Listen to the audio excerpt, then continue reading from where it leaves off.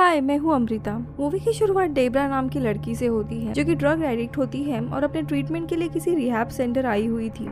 वही group session के दौरान डेब्रा को किसी जोई नाम के लड़के का कॉल आता है जो उसे बताता है कि डेब्रा के माँ को ब्रेन में इंटरनल ब्लीडिंग के कारण सर्जरी के लिए हॉस्पिटल में एडमिट करना पड़ा है और ये बात वो तुरंत उसकी बहन डेवो को बताए, ये कहकर वो लड़का फोन कट कर देता है। लेकिन इसके पहले कि डेब्रा अपने बहन को कॉल करके अपने माँ की हालत में बताती, रिहैब सेंटर का स्टाफ आकर डेब्रा को फोन लगाने से रोक लेते हैं क्योंकि डेब्रा एक एडिक्ट होती है और इसीलिए उन्हें लग रहा था कि वो झूठ बोल रही है। वही रात में डेब्रा अपने दोस्त जेड के पास से उसका फोन लेकर अपने बहन डेवोन को कॉल लगाकर उसे पूरी बात बताती है और उन्हें जाकर उनकी मदर को देखना चाहिए ऐसे बताती है। मगर डेवोन नहीं चाहती थी कि डेब्रा भी हॉस्पिटल में आए, इसीलिए वो उसे बताती है कि उसे रिहैब सेंटर में रहना चाहिए और फोन कट कर देती है। लेकिन डेब्रा को अपनी माँ की काफी फिक्र हो रही थी, इसीलिए जब सब लोग सो रहे होते हैं तब वो खुद सबकी नजरों से बचते हुए रिहैब सेंटर से बाहर निकल आती है, जहाँ बाहर उसे एक गाड़ी मिलती है जिसमें ड्रग्स भी रखे होते हैं। अब डेब्रा उस गाड़ी को किसी तरह से चालू कर उसे सेंटर से भगा लेके जाती है और सीधा सॉल्ट लेक सिटी अपने मदर के पास जाने के लिए निकलती है। लेकिन अचानक से मौसम पूरा खराब हो जाने के कारण डेब्रा को अपनी गाड़ी सड़क के साइड में रोकनी पड़ती है।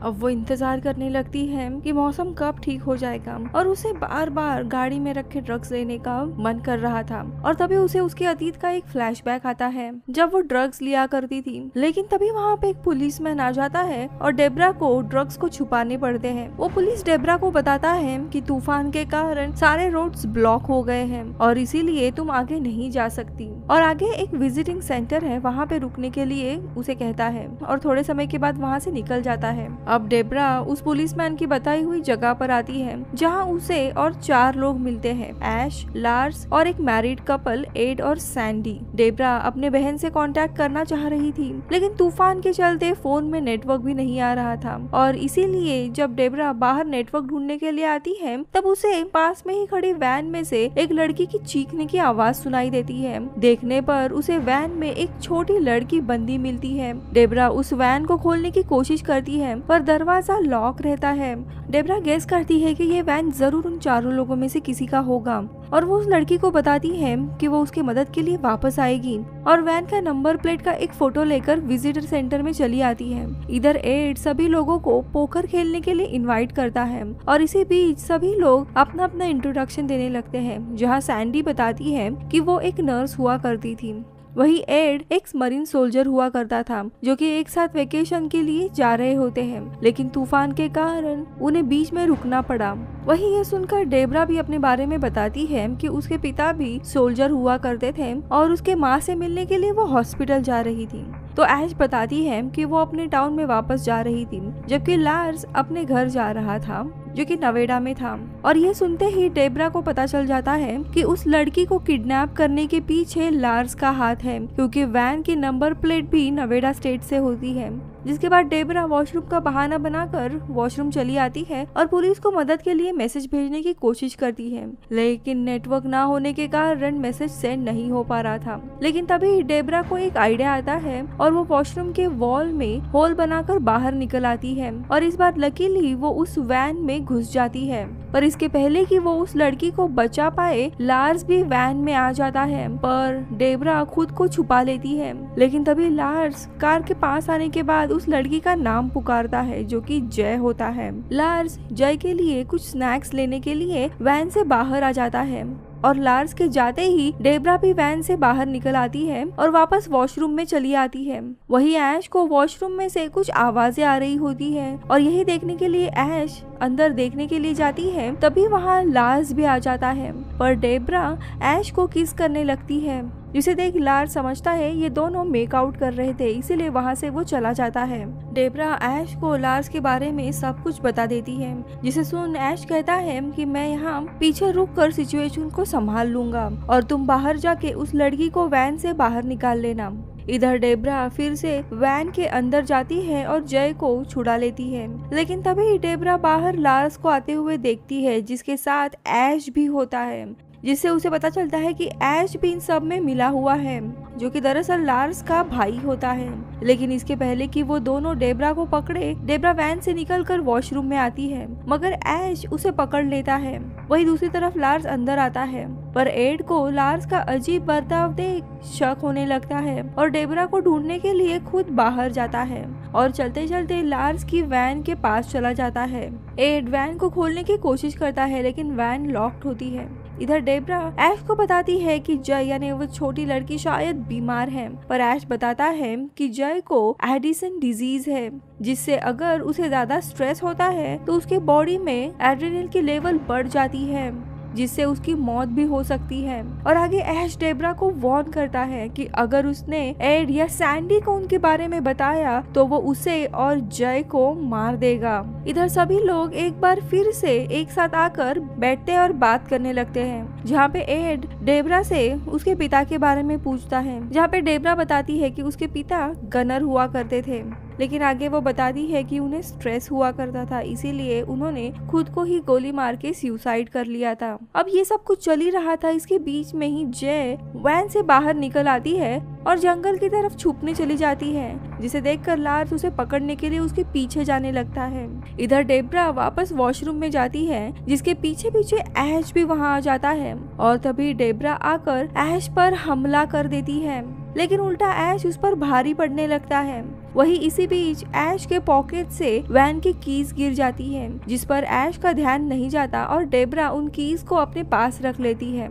ऐश डेब्रा को अपने साथ बाहर लेके जाता है ताकि उसे यूज करके वो जय को उनके सामने आने के लिए मजबूर कर सके, जो कि जंगल में छुपी हुई थी। वही तीनों अब बाहर आकर जय को ढूंढ ही रहे होते हैं। लार्स कहता है कि अगर अंकल केनी को इसके बारे में पता चलेगा तो वो हम पर काफी गुस्सा होंगे। ये सब कुछ सुन डेब्रा पूछती है कि अंकल केनी कौन है, जिस पर ऐश बताता है कि अंकल केनी उनके फॉस्टर डैड हैं, जिन्होंने उन्हें अडॉप्ट कर लिया था, जो कि असल में ह्यूमन ट्रैफिकिंग का काम करते हैं। और ऐश और लार्स दरअसल उनका साथ देते हैं, लेकिन तभी डेब्रा टॉर्च का लाइट ऐश और लार्स के चेहरे पर फ्लैश करती है और वहां से भागने की कोशिश करती है।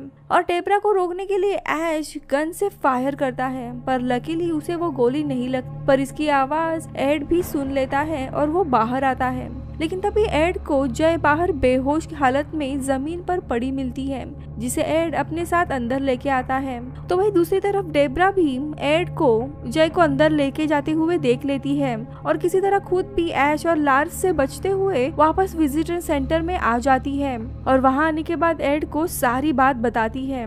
सैंडी जय के रिस्ट में लगे हुए हेल्थ ब्रेसलेट को देखकर उसकी बीमारी के बारे में समझ जाती है और एड से कहती है कि अगर उन्होंने जल्दी ही जय को दवाई नहीं दी तो उसकी जान को भी खतरा हो सकता है।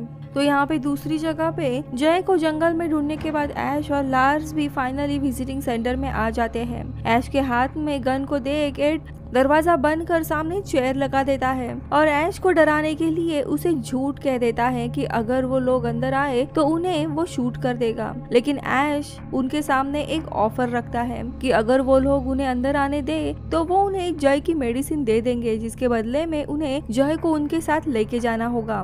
मगर एड और डेब्रा इस ऑफर को मना कर देते हैं और तभी डेब्रा ऐश से कहती है कि वो लोग कहीं पे भी नहीं जा सकते क्योंकि उनके वैन की कीज उनके पास है। फिर डेब्रा उन कीज को कहीं पे जाकर छुपा देती है और अब क्योंकि ऐश के पास कोई भी ऑप्शन नहीं बचा होता, वो पूरे विजिटर सेंटर में आग लगाने का फैसला करता है। पर तभी जय की आंख खुल जाती है और वो सैंडी का नाम लेती है, जिसे हम एज अ ऑडियंस समझ जाते हैं कि जय और सैंडी एक दूसरे को पहले से ही जानते थे। और अब यहाँ मूवी फ्लैशबैक में जाती है, जहाँ पे सैंडी जय के घर में एज अ मेड काम किया करती थी, ये पता चलता है। पर पैसों के लिए उसी ने ऐश और लार्स के साथ मिलकर जय को किडनैप करवा दिया था, लेकिन वो उन्हें जय की मेडिसिन देना भूल गई थी, जिसे देने के लिए ही सैंडी इतने तूफान में एड को अपने साथ लेकर विजिटिंग सेंटर आई थी। वही अब जब सैंडी की सच्चाई सबके सामने आ चुकी थी, सैंडी ऐश को बताती है कि एड के पास कोई भी गन नहीं है और ये सुनते ही ऐश और लार्स दोनों अंदर चले आते हैं। वही सैंडी डेब्रा की आंखों में पेपर स्प्रे डाल देती है ताकि वो कुछ ना देख पाए। इधर सैंडी जय को इंजेक्शन लगाती है और जय की हालत ठीक होने लगती है। वही सैंडी एड से कहती है कि वो इस सब के बारे में ना सोचे और जैसे ही उन्हें जय के फादर से पैसे मिलेंगे वो जय को वापस घर पहुंचा देंगे। पर तभी डेब्रा बताती है कि ऐसा कुछ भी नहीं होने वाला है और ऐश और लार्स जय को ह्यूमन ट्रैफिकिंग के लिए लेके जा रहे हैं, जिसे सुनकर सैंडी काफी हैरान हो जाती है। इसी दरम्यान ऐश एड पर शूट कर उसे मार देता है, जिसे देख सैंडी ऐश पर पेपर स्प्रे से हमला करने की कोशिश करती है, लेकिन लार्स बीच में आ जाता है जिसे कि स्प्रे उनकी आंखों में चली जाती है। ऐश सैंडी को भी शूट कर उसे मार देता है। वही डेब्रा को ले जाकर उसके हाथ को नेल गन से दीवार पर स्टिक कर देता है, जिसे डेब्रा को काफी पेन होता है। वही इसी बीच ऐश डेब्रा के फोन पर उसकी मदर की डेथ हो चुकी है ये मैसेज देख लेता है, जो कि डेब्रा को बताता है। लेकिन तभी ऐश देखता है कि जो मैसेज डेब्रा ने पुलिस को किया हुआ था वो अब नेटवर्क वापस आने के कारण पुलिस को रिसीव हो चुका है और अब पुलिस किसी भी वक्त यहाँ पे आ ही रही होगी। ऐश डेब्रा को ब्लैकमेल करता है कि अगर उसने उन्हें की वापस नहीं दी तो वो जय के हाथ भी नेल गन से स्टिच कर देगा और मजबूरी में आकर डेब्रा को उन्हें कीज कहाँ रखी है वो बताना पड़ता है। ऐश लार्स को डेब्रा पर नजर रखने के लिए कहता है और खुद कीज लेने के लिए चला जाता है, पर डेब्रा चांस लेती है और जय से वो जाकर कमरे से लाइट को बंद कर देने के लिए कहती है, जिससे कि लार्स का ध्यान डिस्ट्रैक्ट हो जाता है और डेब्रा उसके पास रखे हुए ड्रग्स को लेती है और वो अलग ही जोन में जाने के कारण उसे कोई भी पेन महसूस नहीं होता, जिससे उसे नेल को बाहर निकालने में हिम्मत आ जाती है और काफी पेन सहन करने के बाद किसी तरह खुद को वो फ्री करा देती है। फिर डेब्रा आकर लार्स पर हमला कर उसे गन पॉइंट पर ले लेती है।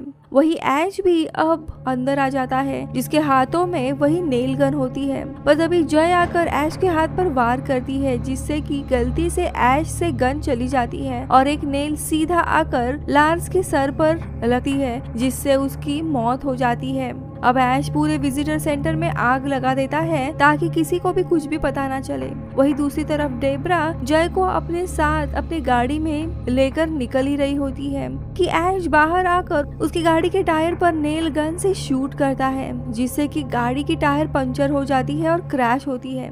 इसी बीच में वहाँ पे एक पुलिस आ जाता है, लेकिन तभी डेब्रा अपनी गाड़ी से बाहर निकलती है और ऐश पर शूट कर देती है। ये देख पुलिस डेब्रा को क्रिमिनल समझकर उल्टा उसी पर शूट कर देता है और तभी ऐश फिर से उठकर पुलिस पर शूट कर उसे मार देता है और अब वो डेब्रा को भी शूट करने के लिए जा ही रहा होता है, लेकिन उसकी गन की बुलेट खत्म हो चुकी थी। ऐश उस पुलिस के पास जाता है और उसकी गन लेता है और डेब्रा को शूट करने वाला होता है कि तभी डेब्रा पास में रखे हुए स्क्रू ड्राइवर को ऐश के गर्दन में घुसा देती है, जिससे कि ऐश की मौत हो जाती है।